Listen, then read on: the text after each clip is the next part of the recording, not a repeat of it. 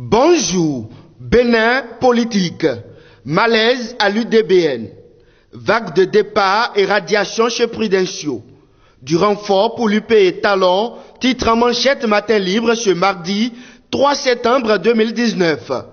Des radiations mais également des démissions à l'Union démocratique pour un Bénin nouveau.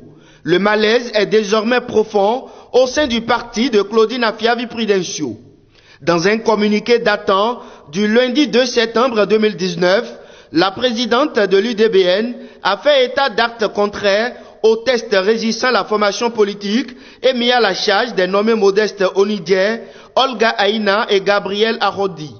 Selon le communiqué, les intéressés agissant sous l'instigation du sieur Igor à Lyon-Boko ont été embarqués dans des manœuvres telles que des réunions secrètes régulières pour peaufiner des stratégies pensant déstabiliser le parti, notamment en chantant sans cesse aux militants à la base jusqu'à une période récente que l'UDBN était parti pour ne jamais obtenir son existence juridique, mettant ainsi certains des militants dans la psychose.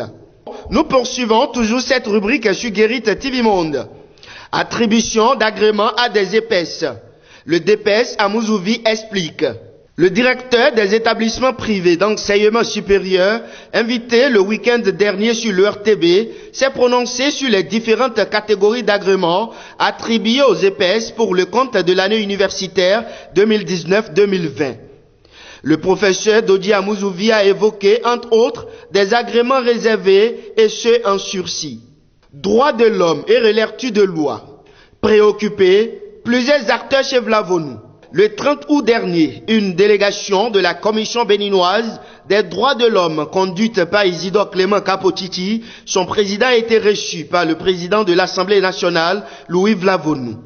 Aussi, Guillaume Atigbe, président du Conseil national du dialogue social, et Lucien Glélé Nanganfin, premier secrétaire général adjoint de la Confédération générale des travailleurs du Bénin, porte-parole de la délégation de 6 confédérations et centrales syndicales, était aussi hôte du président de l'institution parlementaire.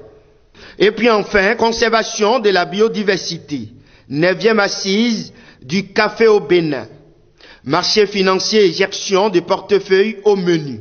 La Fondation des savanes ouest-africaines, fonds fiduciaire créé en 2012 pour le financement durable de la conservation de la réserve de biosphère transfrontalière W. Arli Panjari, qui est un patrimoine mondial de l'UNESCO, accueille sur sa terre, le Bénin, les 9e assises rotatives annuelles du consortium africain des fonds pour l'environnement. C'est le ministre du Cadre de vie et du Développement durable, José Didier Tonato, qui a procédé lundi 2 septembre 2019 à l'ouverture des travaux à ces assises auxquelles prennent part l'hôtel Casa del Papa à Ouida, une douzaine d'autres fonds membres du consortium sur le continent. Mesdames et messieurs, ce sera donc tout pour cette rubrique. Merci à vous et à demain.